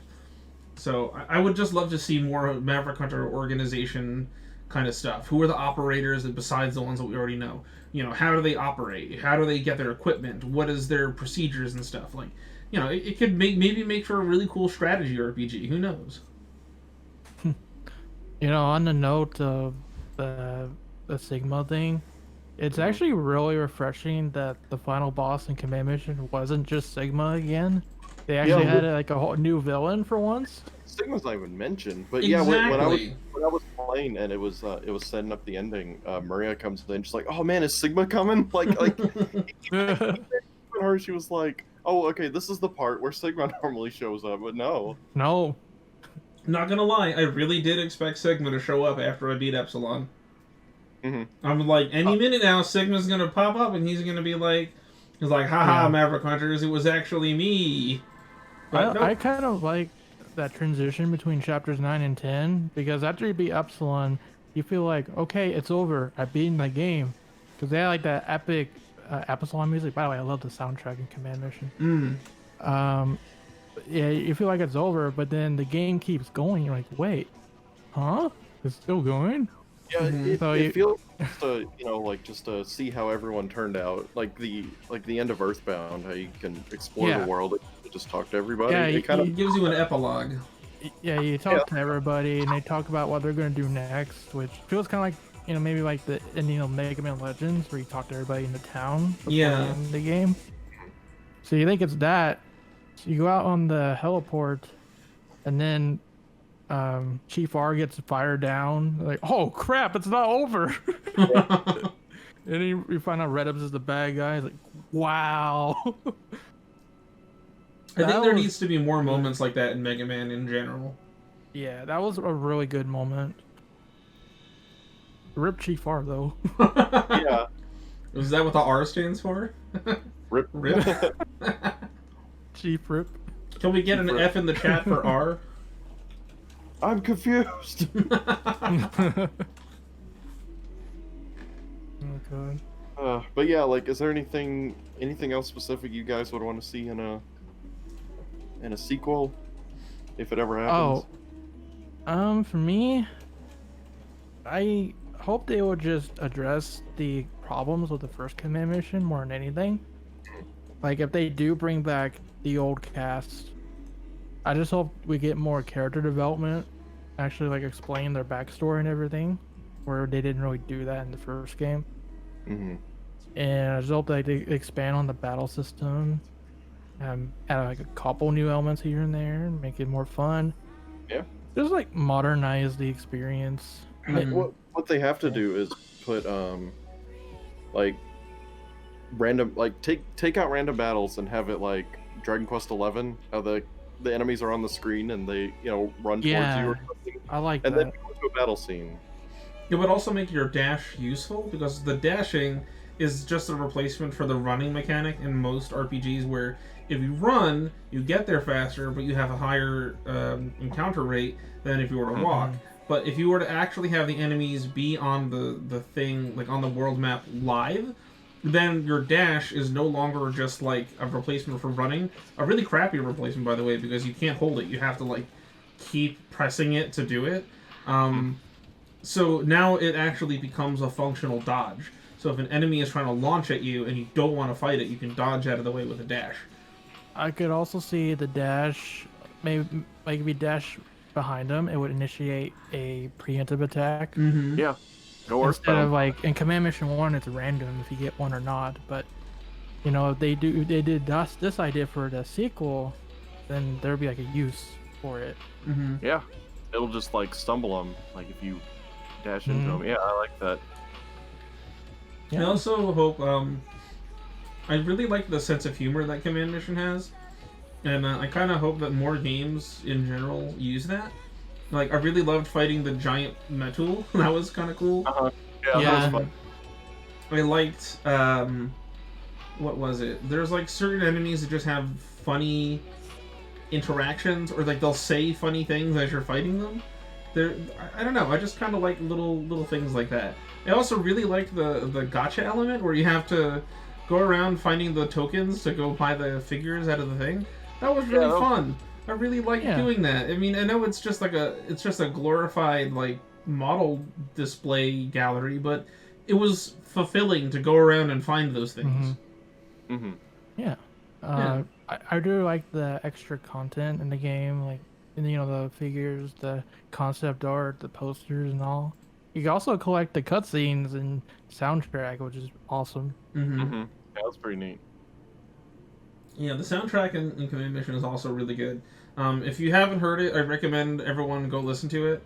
I feel like some of the battle music was a little too repetitive. It still gets stuck in my head. And I don't want to say that it was good, but it gets stuck in your head. But the other music in the game is just so great and like ambient, and like I would just put on like an extended version and just listen to it. Like, what's the one? I think it's just called like with the Hunter Base, when you're just sitting around. Talking Funk is probably the one that I really like the most on the soundtrack. Like I could just listen to that one forever. That and like the Skyrim. That's the one that plays in Skyrim, yeah. Yeah. I really love those tracks. They kind of are very ambient, very chill. They put you in like a cool mood, and it's like, yeah, I'm in the world of Mega Man right now. Yeah, a lot of the soundtrack is very atmospheric, which I do like atmospheric soundtracks, like Legends. But the star of the show is definitely the character themes. They really capture like what the character is about, and it's just a head-banging tune. It's really good. I still think whatchamacallit, Axel's theme is the one theme that kind of gets on my nerves a little bit, but I think that's an instrument choice, not the composition choice. I was gonna say Axel's definitely the weakest one, but I don't think it's a bad theme either. Yeah, it still gets stuck in my head. Like, I still like it. I think it's the instrument, because it's kind of this, like, squeaky techno, like, it's like, ugh, what is that? Like, get out of here. But the composition isn't bad. It's just the poor instrument choice. That's what I'll say about X3 soundtrack. Yeah. I think X's theme in Command Mission is like just hot damn, it's good. It's also the main theme of the entire game, I believe. It's just so good. It just hits you with like this like bomb bomb bomb, like you're gonna turn into Rocky and run up the steps of the Philly Library or something. It's so good. Yeah. More like that, please. It really like captures the feeling of this is the star of the show. This is the hero of the story. Yeah. Get you pumped up. I especially love when the character themes cut in during certain boss fights throughout the story. It's really like, oh yeah. I like when games do that. That's like a good moment of hype, Yeah. What about the song when I think it's when you're fighting the flower super boss, and it's that really kind of strange song? Oh, doesn't she just... Marino? She just uses Marino's theme, I think. Yeah. Okay. That weird, like, high-pitched song? Makes sense, they're the same... Okay, exactly. I still... Another thing I wish was, I want more info on the super bosses. You have no idea how pissed off I was when I accidentally stumbled onto Rafflesian, and she was like, "How dare you peek at my dancing? I'm gonna just wipe your entire party now." I'm like, "Whoa, who the hell is this? What's going on?" Yeah, or just give us a whole story on the Fox prisoner thing, the super boss. Like even if it wasn't told by anyone, can you just give us like a little like computer that we can access that has their info? Like, when you're in the first ruins of the game, you can go to the pods that all the Mavericks come out of, and you can read information on them and, like, what they were made for, and they're an experimental unit for this, that, and whatever. But there's nothing like that for the super bosses, so you're just left confused. Like, what's up with Ninetales? He's, like, locked underneath, like, the central tower, and you go down there, and it's all dark and damp, and... You're like, oh man, this is kind of spooky, and then you just see 9 different Ninetales bosses just waiting for you. They just annihilate you. Annihilator Hadouken. Yeah. Yeah, it's like all 9 of us hate you. Yeah, it's like, what's up with him? Yeah. Oh man, imagine him as a boss in Dive. I don't know how it would work, but it'd be pretty cool. I'm sure he'll appear sometime, probably. Yeah, I feel like every time I think that X5 is going to run out of characters, and don't get me wrong, they are running out of main characters, but there's still a large amount of side characters that have a lot of potential. You know, that could easily, and some of them are even like fan favorites, like Green Biker Dude. I know he's more like a meme, but like he could totally do it, and people would explode over that. Yeah. You could throw him in there for some, easy, characters. You could do Ninetales, any of the other bosses from Command Mission that were left out, besides Farum. Like, I like to play as Bodos. That could be his skill. He sings at you or something, and it stuns you. Like, Scarface would be cool. Wait, you know what? I'm just thinking of the side characters from Command Mission. Maybe one of you guys can answer this for me. Why is Ale in a wheelchair? His legs don't work good. He's a robot! His legs don't work Get new good. legs! Legs. So, and it frustrates me because he actually has concept art where he has legs, and they were like, nah, we're gonna put him in this, like, the weird, like, wheelchair thing from Star Trek, The Cage. Where he can only communicate through, like, yes or no beeps. Oh yeah, his mouth doesn't even move when he talks. It's like, why, okay, so this is not a spoiler. I mean, it's a little too late for that, but Ale shows up, and he's like, huh, are you X or something? And X is like, yes, I am indeed Mega Man X Command Mission. Please let me through. And he's like, okay, Command Mission, I will let you through. You need this. And he, like, rips out his chest thingy, gives it to X, and then locks the door behind him. And then, like, a bunch of Mavericks rush in, and then there's an explosion because Ale blows himself up. And I'm like, was all of that necessary? You couldn't just go through the door with X? Like, I don't get it. Well, he's in a wheelchair, so you'll feel sorry for him. And then he blows up. Because the chair's full of bombs. That's, okay, you know what? That is the only reason that I can think of why he would blow himself up, is that his chair was filled with bombs. There's just like some prions too. You just fought a bunch of them on your way up. What's the deal? Yeah, exactly. It wasn't like it was something crazy or someone powerful. Yeah. I was so confused when I saw that, because he introduces himself, and I'm like, oh, he's going to be like, a major character that's going to be in this game. Nope, he's just gone in the next scene. Completely dead. And then X is just kind of like, Ale, and then moves on and forgets about him. He never talks about him ever again. It was a Techno and MIDI thing, it's like it's supposed to be big and impactful, but no one cares. Yeah, like... At the end of the chapter, like, when Spider's like, oh, Ale, I will avenge him and stuff. They're like, oh man, that sucks that Ale died. Next chapter, Yeah, it's like, come on. Like, it's not even like, maybe later, X has, like, Ale's core gem thing, and like he needs to get somewhere secret, and like I don't know, this would have been cool. Like maybe Redips is like, X, you need to go to blah blah blah and do whatever, and X is like, no wait, I can just take this shortcut. I have this gem thingy, and Redips is like, no wait, don't, and like maybe going into some sort of room that only Ale can access, like would blow Redips's cover or reveal something that he doesn't want.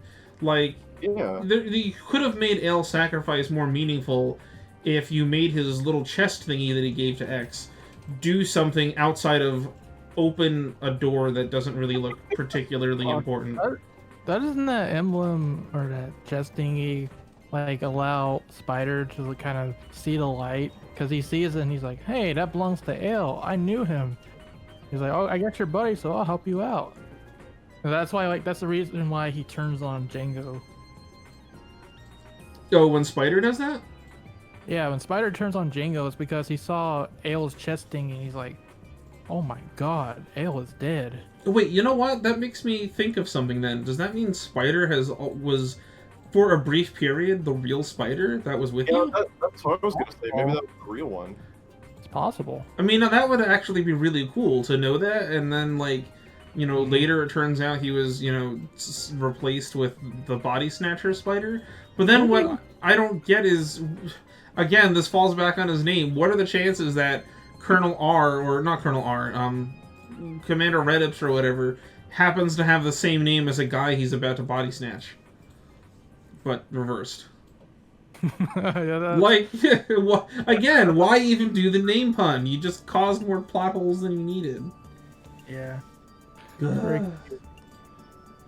Yeah, like there's a lot of foreshadowing to the Redips and Spider connection. Mm-hmm.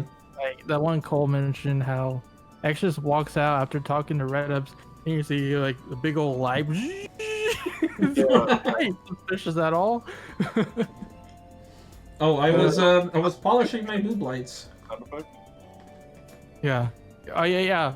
It's like the same sound effect that Axel uses to transform too. Mm-hmm. So if you think about it, it's like, dang. Like they hinted at it that early on. Mm-hmm.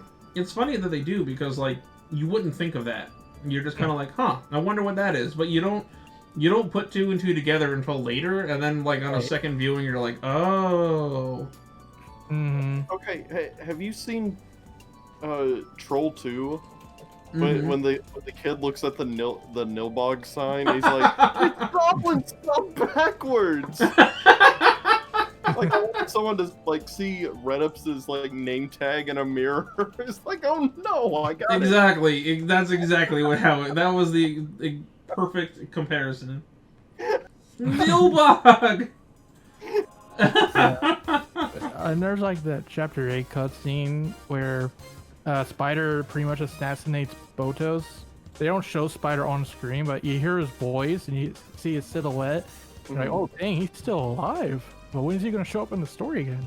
Oh, shit, it happens. Mm-hmm. Oh. You know what?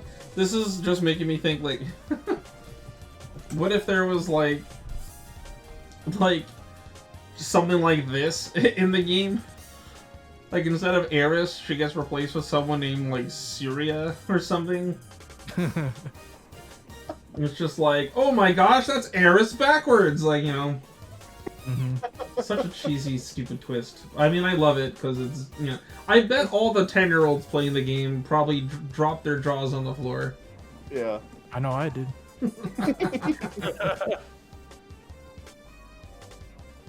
Wow. How old was I when I played through it? Like early teens. I know that. All right. That sounds like a perfect time to really be invested. Be like, oh my goodness. Yeah, exactly. Spider. I remember, I felt like I knew it, but I felt like I got gypped when I found out. Mm-hmm. Like, I knew there was something going on, but I just felt a little gypped when it happened. But, yeah, you know, it's whatever. I'm kind of curious how a powerful Maverick like that, like, kept himself hidden for so long, like, in the ranks of, like, the hunters. That is a good question. Like, how did he just... Mm-hmm. Like if it wasn't before that cutscene where, you know, you see him transforming in the hallway, if it's not around that point, then I don't know where else it could be. Yeah, like, I really wish it had just flat out said if there was a real spider ever or not. Because Reddit's make it seem like the real spider never existed. Mm-hmm. But then there's contradictions in that, like with this test one. Yeah, he makes it sound like the real spider never existed, but then the existence of Ale and Spider actually having an emotional connection to Ale dying makes it sound like there was a real spider and he was on your team. And, Yeah. I don't know. Command Mission 2 will explain it. Yep. Yeah. Hopefully. Because, you know, with Mega Man X games, they kind of just forget what happened in the previous game, with the exception of, like, X6 to X5. Well, even that, 3 years, Even that, they still got a little confused about their time frames. Yeah. Like, I know I've heard things that make it work. Like, you have to ignore certain endings and go off of this and be like, no, it's actually this time frame, and that's because it references... That's too confusing. Like, why couldn't you just make it simple? Just pick one. Yeah. It's like they went to a really early version of, like, Wikipedia or Cliff's Notes or something, and it was just, like, kind of right information. Like the kind like when you were in school and your teachers would say not to use that. Like, okay, X5 happened 3 weeks ago. Okay, and the colony crashed, I guess. And... That's kind of like if you go back and watch old episodes of Magic School Bus today, like a lot of the info is really wrong and outdated. Like, I mean, I don't blame them. Like, you know, it was an old show in the 90s. It wasn't like they knew these things. But it was really fascinating to me once where I was like, I used to love Magic School Bus. Let me pop this up on Netflix and go watch it. Oh, this is awkward. None of this information is correct. Let's take a field trip to planet Pluto. Yeah. Oh, that episode still traumatizes me, and I'm sure other people out there will attest to it. That was like the first episode, wasn't it? I remember seeing it randomly in school. Yeah. You know what happens when you take off your helmet? Yeah, it's like, no, don't! And he takes off his helmet and he just freezes immediately and becomes like an ice kid, and it's just freaky looking. Like, worst teacher. Oh, Miss Frizzle, man. you crazy bitch. But god damn it if you're not teaching these kids important science. In a fun way. In a With fun way. On stomach. You know, just while we're on this quick tangent, I did watch all of the entire new Magic School Bus they had on Netflix when they rebooted it. And spoiler alert for Magic School Bus fans out there if you don't want to see this. The last episode, she takes them to the sun. And they almost die by getting sucked into the gravity well of the sun. Like, literally, it's like a life or death situation. It was tense. And I'm like, this is a really heavy episode. Like, they're all grappling with the fact that they might get burned up alive in, like, the sun's corona. Like, what is happening? Oh no, it's Toy Story 3. Yeah, it was, like, really, like, tense. And then something, the power of believing in yourself, and then it powered up the school bus and gave them enough magic to get home. But it was, like, super tense. Like, the bus got to the sun, but something zapped it of all of its magic, and then it was going to, like... they didn't have enough to get away from the sun, so now they're all burning up, and the shielding is going away, so now it's getting, like, really, really hot, and any minute now the bus is just gonna friggin' explode, and they don't know what they're gonna do. And then through some sort of crazy, you know, kids' cartoon logic, they manage to recharge the batteries of the Magic School Bus, and then boom, they get home, and everyone learns a big, valuable lesson about being brave or something. And I'm like, Miss Frizzle, why would you ever authorize a trip to the friggin' sun? Like, If the school staff there had any brain, they would have fired her immediately. Fired her? Fired her into the sun if you had your way. Yeah, you go to the school. Carlos. Carlos. Yeah. It's basically they all get back and they, like, I don't know, so somehow they, like, lie to the principal and he doesn't find out about it. It was something stupid like that. Jeez. I don't know. School bus shenanigans. Maybe it is more true to life than we thought. Yeah, who knows? Oh boy. So command mission, right? Yeah, command mission. Game exists. Oh man. Are there any? I guess any closing thoughts? I feel like we said our piece. Like go play command mission. Yeah, if you that's can all I find really it. got to say. Go find a way to play command mission on the internet, maybe if you have to. I didn't say that. I don't know what you're talking about. Yeah. It's find a way to play it. If you have a PS2, find a copy and play it. It's an excellent game. It's a fun RPG. Like I said, I feel like the story is lacking in some departments, not all. It has a decent main story, but if you want to know more about the side characters, you're just not going to find that content. But the game itself is a lot of fun to just play and customize your characters with. And for that, I think it's worth a playthrough on its own. And that's more than I could say for most JRPGs. Yeah. I recommend the GameCube version. It has better graphics. Oh, yes. That too. And I think 60 FPS as well. Mm-hmm. So that's good. And I think it also has better loading times. Yeah, I rescind my remark about the PS2 version because I got the GameCube version for all of these reasons. So if you can, get the GameCube version. But honestly, play it. Don't let that be like the deciding factor in not letting you play. Like, if you have to choose between one or the other and you can't get the GameCube one, it's still worth it to play it anyway. But GameCube is the preference. The PS2 version does have a pro to it, and that's the fact that it has a lower encounter rate than the GameCube version. Oh, I didn't know that. If you really hate encounter rates, maybe you should play PS2. The only thing is, like a speedrunner said that if you speedrun PS2 versus GameCube, it's about the same time because GameCube has a higher encounter rate, but the PS2 has longer loading times. So pick your. Well, there you go. Yep. Yeah, I mean, like, I don't even think the game's terribly expensive unless it's really shot up in the past few years. I don't know. Mega Man X Command Mission Legacy Collection when? Yeah, just a random Legacy Collection. Just bring Command Mission, Rock Band and Forte, Mega Man Soccer. Yeah, just bring it all. I mean, I kind of wish they would port some of these games to PC, even as just singular releases. Like, I don't know, there's no excuse not to. Yeah, like, just... Last time we got a port of Mega Man and Bass was for Game Boy Advance. And that was a shame. I mean, I played the heck out of it, but, you know, it could have done better. Like, I would love a modern port of it, but hopefully they fix the input lag issues that I've had with the Legacy collections. But that is a discussion for another time. Yep. Yeah. I think we've rambled. There's demand for a Command Mission HD port. I've talked to people that said, I'd totally play the game if it was on modern consoles. Yep. So there you go. I would. I'd play it again in a heartbeat if I could. Yeah, same. I just don't have my GameCube to dig out of my storage room right now, you know?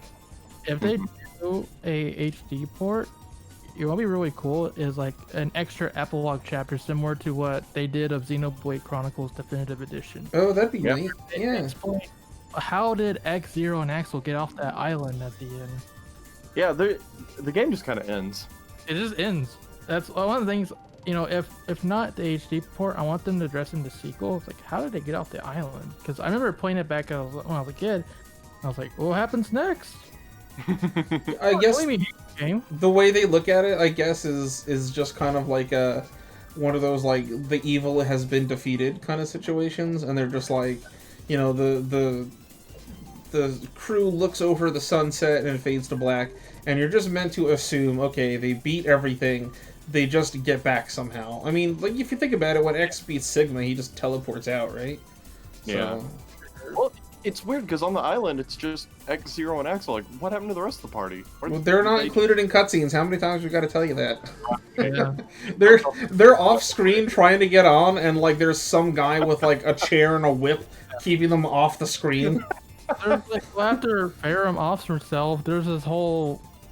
good 3 minutes or so where you just see X-Zero and Axel, jump inside the thing that's crashed into the Earth. Mm-hmm. You don't see, like, Marno, Massimo, or Cinnamon jump in after them. No, they're just not in the cutscene. They're just not there. They're all staying at Giga City collecting gotchas or something. They're doing something. Yeah. You know what? I didn't touch upon this in while we were talking about it, and I don't want to get too far into it. But can I just say I love the variety of designs of NPC characters and also weapon choices? Yes. That is so cool. If you guys are enjoying the weapon designs in X-Dive, like, I'm pretty sure most of those came out of Command Mission. Yeah, a good chunk of them. Sniper Buster, the Crimson Dive. Vortex Buster, I think, too, didn't it? Was that the purple Ultimate Armor Buster? No, the Vortex one has, like, a spinning turbine in the middle. I'm pretty sure that's like a Command Mission. The air one, yeah. It's based off the final boss. It's not like a weapon that existed in Command Mission, but that's where the design... that's where the design comes from. Yeah, definitely go check out Command Mission on the internet. Go watch a playthrough of it if you can. It is a must-play or a must-watch, bare minimum. Hey, I have a Let's Play and a stream series. I actually played this game twice. I love it so much. Well, there you go. If you're watching this, then you're gonna like that. There you go. Exactly.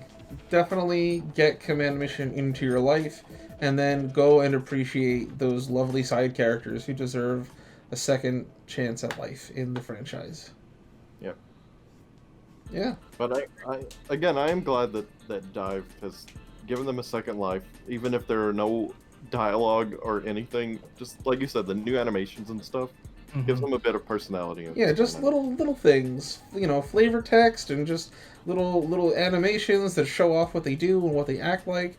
You know, it's silly, but like I love seeing the animations for the navigators from X8 because they didn't get too much dialogue to really flesh out their personalities, so it's cool to see them just do neat little introductory animations and be like, oh, that's what they act like, because you don't really see that. I think their animations are relegated to typing constantly on a keyboard and then holding their ear and nodding to say that you've selected them, and that's it.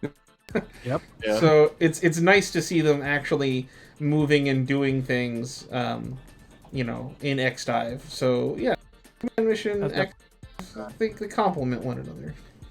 The main draw of X-Dive is seeing all these animations, and many of them reference their original character artwork, which is amazing. Oh yeah, I love that. The first Armor X is like that floored me. I was like, yes, I love this. That one and Ultimate Armor X when he comes down on the yeah. Oh, it's so cool to see how that would have looked in motion. Yeah. We gotta have let's just do an X-Dive conversation, because now I'm getting onto X-Dive and I want to talk about it. Alright. Speaking of Command Mission though, I think it'd be cool if they brought in the red Lotus Saber that Zero had in Command Mission. I'm surprised that isn't a saber already. I know, right? Yeah. That was like cool. all of his melee weapons, honestly. My favorite, besides the red Lotus, because you get that after beating one of the Ninetales guys. I really liked the big heavy metal sword, the where he like just runs up and does like a front flip and slams the sword down on you. Broadsword. I loved that thing. I thought it was super cool. I hated that it had low accuracy, but man, it hit like a truck. My favorite would be to use that and Heat Haze and then just double whammy them. Oh, so good. Yeah. It really hurt when you whiffed though. Yes. But it was so satisfying when you bonked them. You know what's really funny about Ninetales is that when I did the Ninetales gauntlet my first time, I didn't know that you could literally just steal the super force medals off Reddits, and that makes your character super overpowered. Wait, really? You can do that? Yeah. If you use Marno, you just steal, like, there's super force medal alpha and beta, and they do different things, like increase all your stats or gives you more energy to work with so you can spam action triggers. I didn't know that. I still haven't beaten all the Ninetales fights. I'm on like fight 5. And then I started doing something else. I really want to go back and finish. What's up with Axel's old gun, by the way, at the last Ninetales? Oh yeah. Why is it called old gun? What is it? It's just an actual revolver. Yeah. Who knows? Every time I think we're winding down a Command Mission, we got more to say. It's crazy. Well, that's like the beauty of it. You know, there's a lot to say about this game. There really is. Like that no one knows too much about it. Yeah, it really is a shame. Like Command Mission is a great game, I think, and it's a shame that more people don't know about it. Like every time, like I just said, and you know, every time we think we're done, we actually have a lot more to go on. Because there's always neat little, like, there's so much customization and neat little, like, you know, fan servicey things. Like, I love being able to change the color of X's scarf. That's, like, super cool. Yeah.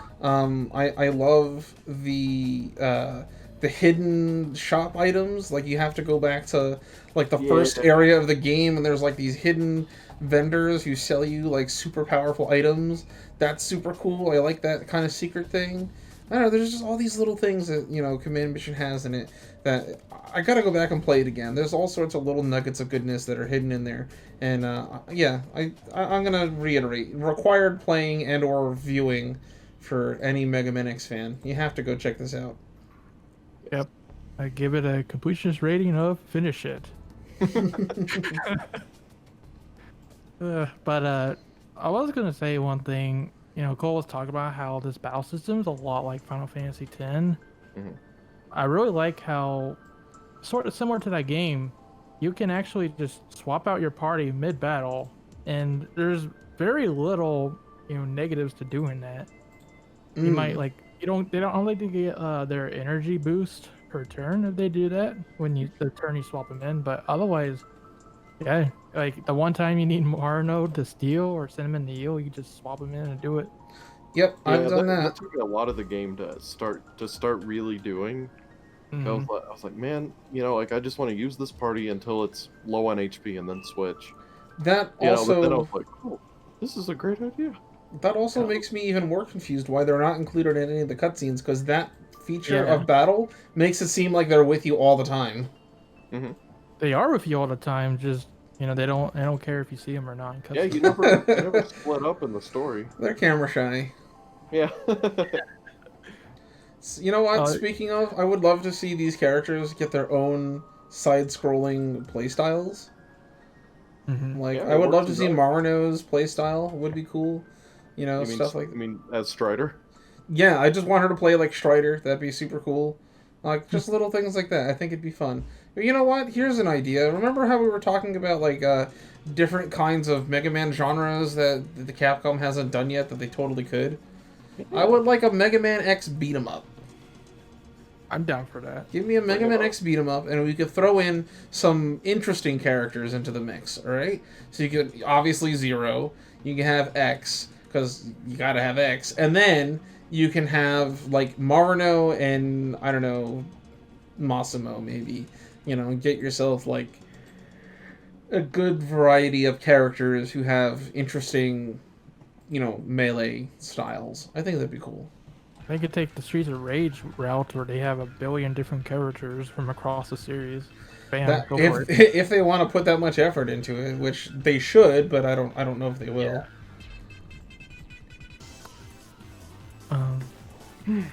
Yeah, something I'm very excited for. Yeah. Coming up in next dive. I know we could keep going back to it. Is that they're starting to incorporate some bosses from Command Mission in the game. Like, Oh yeah. Mad Nautilus, Dr. Psyche. God, We have not seen these characters, like these bosses, interact in a 2D space yet. So it's gonna be very interesting to see like how the boss fight is gonna work. yeah, Yeah. I'm looking forward to that. I think that'd be. Oh man, can they have like Raph Legion as a character so I can kick her ass one more time? Yeah. Hate that stupid boss. That'd be interesting. She just tiptoes and dances everywhere. That's her like running animation. And then she praises the sun, and then you just die. Yeah. Yeah, there could be some really interesting boss things showing up in X Dive. So yeah, if you don't want to be left out of the loop, play Command Mission. It's like the developers of Dive really saw the potential of all these characters. It's like, all right, this is what they look like under a different, like a different lens, Mhm. and more people need to see them. It's just, man, like I'm glad, I'm glad Yeah. they're alive. Yeah, like people complain all the time, like, "Oh, just make X9, don't give me a stupid mobile game." But honestly, mobile games are very popular these days, and if any game is gonna give Command Mission its due spotlight, it's gonna be X Dive. Yeah, and you know what? I don't really mind seeing X Dive come out before an X9. We're on the road, okay? We're on the way. It's not like X Dive is a replacement. Exactly. And not only that, I've seen some people, kick and scream saying like, "Oh, why would they spend all this time developing X Dive instead of X9?" And I'm like, well, you do know they're made by like completely different development teams, right? So it's not like one is detracting from another. Yeah. So Yeah, and they help promote each other, in the end. Mm-hmm. that's what the legacy collections are there for.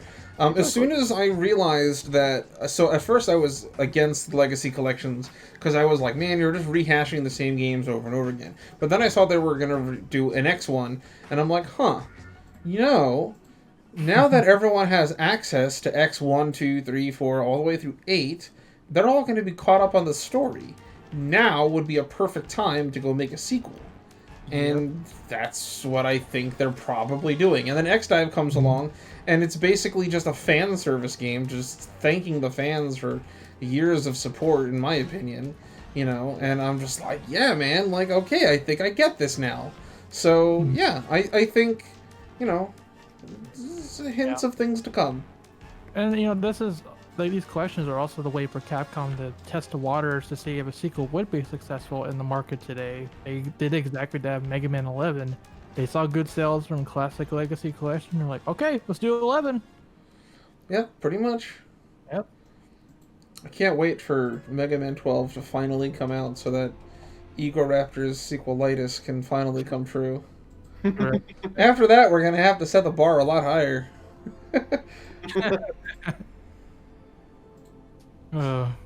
Resident Evil 42. You know, that's a fun thing people have asked me. This is another reason why you got to play Legends, Coleman. Is that Mega Man, Street Fighter, and Resident Evil are all video games in their respective universes. Mm-hmm. So in Mega Man, they have Street Fighter and Resident Evil. In Resident Evil, they have, I think, Mega Man and Street Fighter. And then in Street Fighter, they have Resident Evil and Mega Man as games that exist in those universes. So that's kind of neat to see that like trifecta working together. I also love how like Battle Network has a Misadventures of Tron Bond TV show, basically. Yeah, exactly. I think that's super cool. In Legends, there's posters for and comic books of like classic and X series characters. Now I know those are normally just supposed to kind of be Easter eggs, but I feel like in the world of Legends, there's possible in-universe explanations, and that's why I kind of laughed when I saw like Resident Evil 42 as a buyable item in Legends. It's kind of a neat thing they did in there. But that will have to wait for a discussion on Legends after Coleman finally plays it. Yeah, Legends 2, an early Easter egg is there's a Mega Man classic cartoon. Yep, just right there on the TV. And it even has Proto Man whistling, like out of tune or something. Yep. Oh, cool. There's this all... you know what? Here's another cool thing. The first continent you start on in Legends 2 is named after a character from Mega Man 4. Really? Yeah. You start off on Kalinka Island. It's spelled differently, but it's pronounced the same. And I know that it's definitely a reference to Russia because its location on the map is roughly where Russia used to be before the world got flooded. And I believe the town you go into on Kalinka Island is Yashunka, which I believe... I'm probably butchering the pronunciation. But that's also the name of like a traditional Russian hat. So, so it's a multi-layered reference. It's like, hey, you're where Russia was, and you're on Kalinka Island, and you're in Yoshonka Village, you know what I mean? Dropping some hints, Dr. Cossack's daughter, Kalinka, yeah. So there's all sorts of neat stuff like that scattered throughout Legends, so there's something for everyone, I think, if you play Legends. There's neat little callbacks to stuff. There's even a reference to Mega Man Zero, and that game wouldn't come out for like another 4 years. So the big takeaway here about Command Mission is play Mega Man Legends? Yes. Okay. It's another excellent Mega Man RPG that everyone should play. That and Battle Network, of course. Play them all, dude. Play them all. Just play everything. Just what are you doing? Stop sitting around. Yeah, stop asking me what's this and that. Just play the dang game. Play it. Look it up. You know what? You guys are lighting a fire under me. I think Legends is coming sooner than I planned. I hope so. I don't mean to pressure you into it, but Legends is just so charming and so nice and so much fun and unique. It's just it's wholesome. It makes me feel good to play it. And I hope it will have the same effect on you. All right.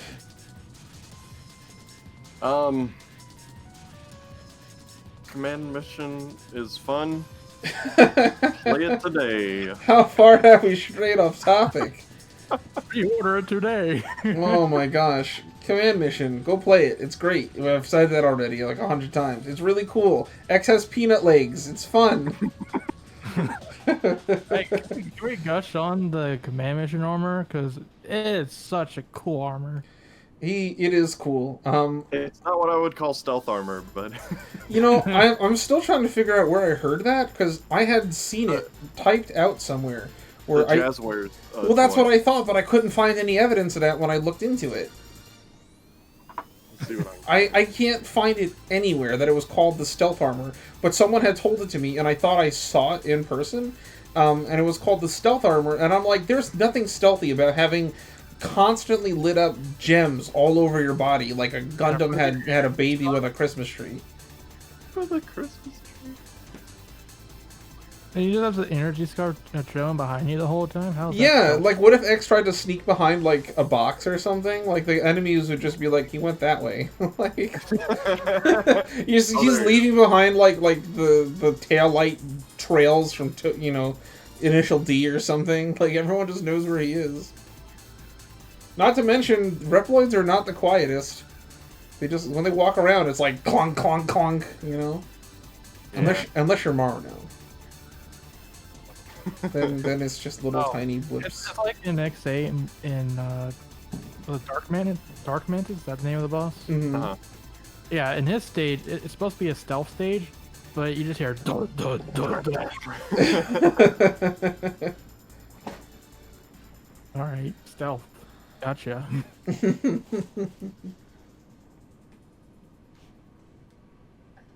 Man, all the toy boxes I'm seeing say Command Mission X, but I own that one. Like I remember. I swear, like it must be like a Mandela effect thing. Maybe there was just a second edition of it because they did that with a lot of the figures. It's possible, like how they renamed. Well, he was never actually called this, but Black Zero is changed to Nightshade Zero. Mm-hmm.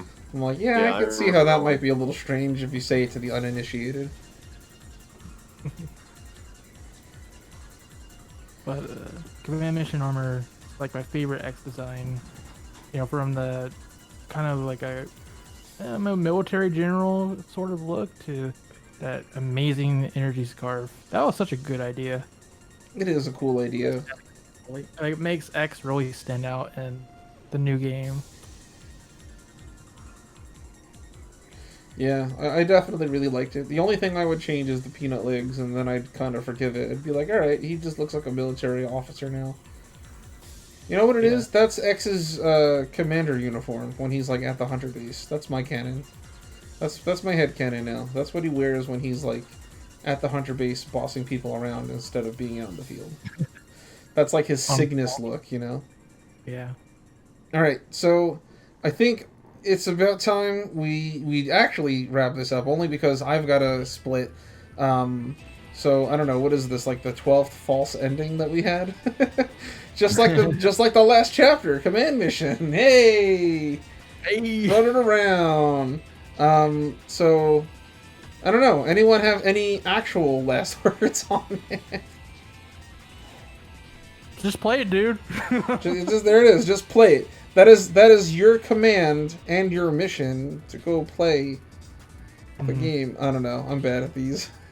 Oh yeah. Real last words. I'm pretty sure the title Command Mission is just a play on words. The fact it's an RPG and you're literally commanding your units, and that's it. Yeah, I think that's what they were going for too. But come on, they could have done more. That's a command mission. It is Capcom after all. It is Capcom.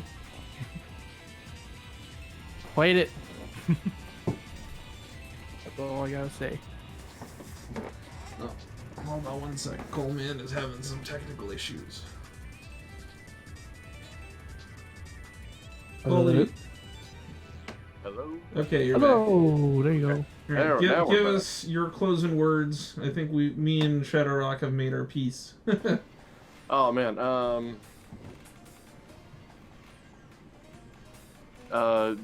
Okay. Excellent. Yeah. Command Mission fun. Play it or watch it, or just at least appreciate the cool character designs. True. Yeah, I think we've said everything that, at least everything I had on my chest. Sorry, we had a technical issue, and I'm extremely far behind. I'm just making this up. Oh, I just explained what Command Mission, the title probably means. Oh, okay. Well, I'm looking forward to seeing that in editing. All right. Well, thank you two for being part of this discussion. No Of problem. course, I'm always happy to join you. Yeah, and thank you everybody out there for watching. Yes, and thank you And- for listening to our rambles. Yep. Thank you for letting me talk about Command Mission. Hey, anytime.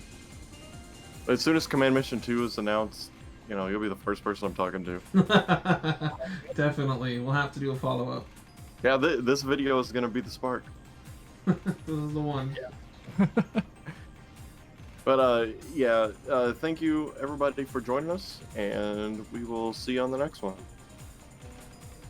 Definitely. Take it easy, everyone. Rock on. Hey, thanks for watching. Another big thanks to Dano for sponsoring this episode, and thanks to Dende, Dornor, Masterman, and the rest of our channel members. Thanks to Twitch and ShadowRock for being on, and thanks again to you for watching. Hope to see you next time.